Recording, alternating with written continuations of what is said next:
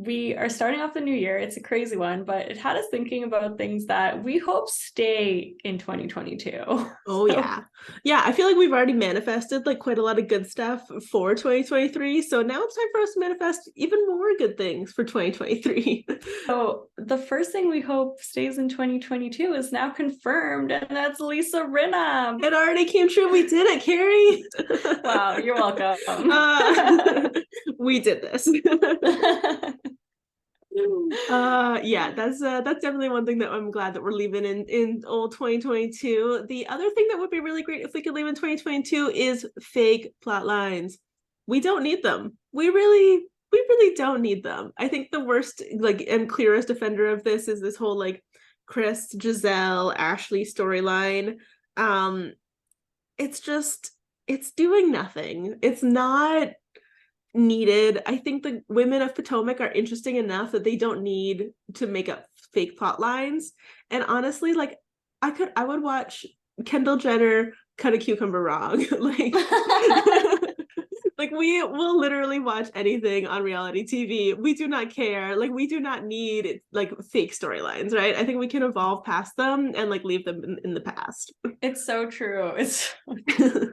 And like Potomac is the last season, like the last series that you would think would need a fake storyline. So Yeah. I don't understand it. Yeah.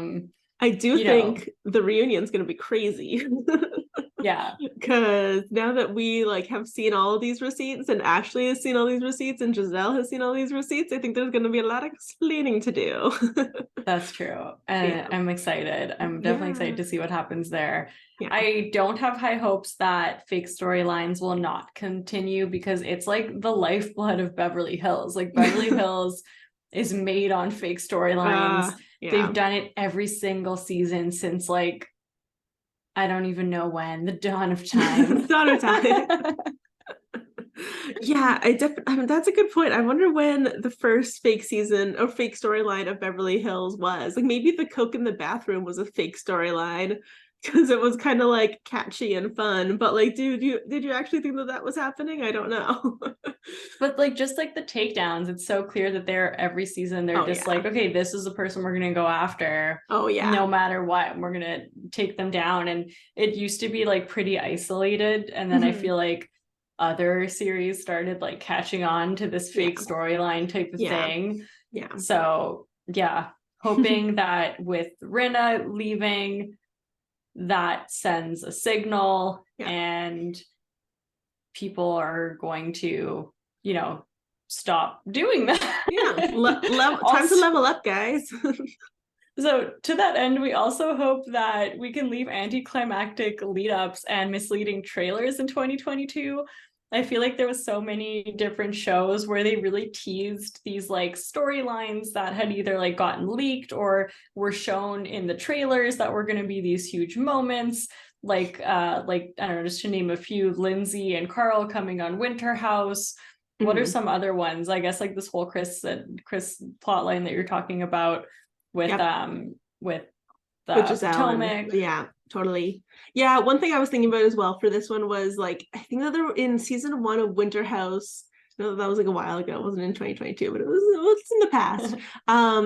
There was like this like storyline with like Kyle and like one of the other people in the house that they like aired in the trailer that they then never actually like showed us in the show, which either leads us to believe that like something happened and you edited it out so you aren't actually showing us all of the drama that's happening in the house.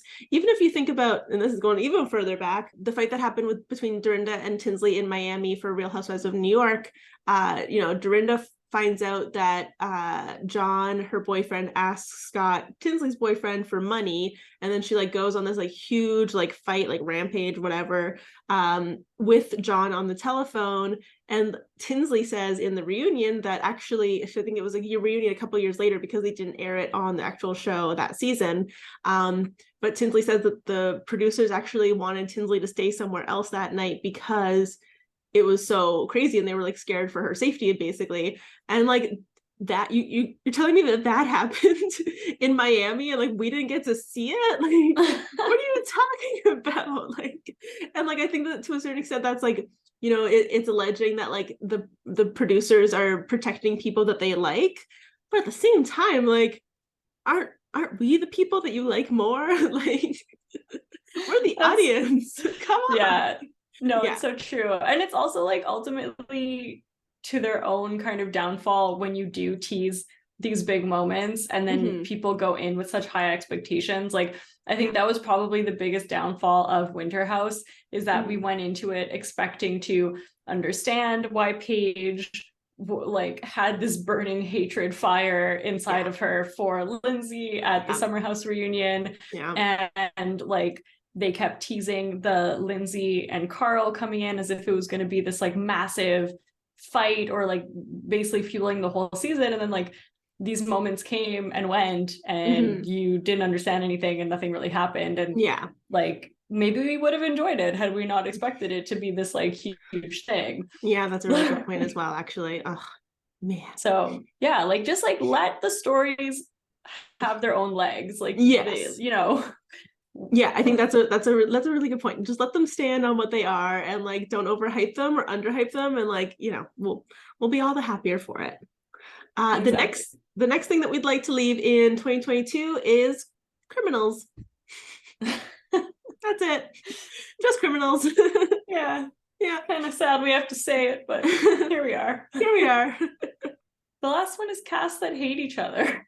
Yeah, that's a really We good want one. to go back. Yeah, we want to go back to the beginnings of, shows that are based on like real life and real friendships, and like where we're just getting a sneak peek into like a little kind of moment in time, Yeah. and it's fun, and we want to watch these shows and we want to turn off our brains a little bit. Mhm. I mean, not fully. We still want to analyze and overanalyze and do our couchwiving duties, Totally. but we don't want to leave frustrated and upset and Yeah. uncomfortable. Yeah, exactly. No, and I think like if you think about like early seasons where maybe they didn't even like necessarily all know each other, but they did become friends and like have like good times together. Like Kyle and Taylor from Real Housewives of Beverly Hills are an example of like a early friendship that kind of like sparked through this show and actually like continued on. And I don't know if they're friends. I don't think they're friends anymore. I'm sure they're fine, like friendly acquaintances or whatever. Um, but those were like two people that like really like genuinely like got on and really like each other. Even Kyle and Dorit, I think, are like friends. And I just think that there's like too many instances now where like you just don't really even buy that people were friends to begin with, right? Like I'm thinking of like Lisa Barlow and Meredith Marks in Salt Lake City. But yeah, I just think that in general, like I think Miami is showing how real genuine friendships like really do actually help propel these shows forward. And Yeah. it's more fun to watch. Yeah, And it is, and especially when they're actually having fun with each other. Like, yeah, I hope I don't know what the formula is to get back to the magic parts of, a lot of these housewife shows. I think that's kind of one of them, and less fake plot lines. mm, But I hope that we can start to capture that again, because like we've been saying, there's just been a lot of like heaviness. Like we want to go back to this like fun, lighthearted yeah. kind of shows. So those are all the things that we really want to see left in 2022. Let us know if there's anything that you guys think should be left in 2022 as well, or if there's anything that you really hope that you are going to see in 2023.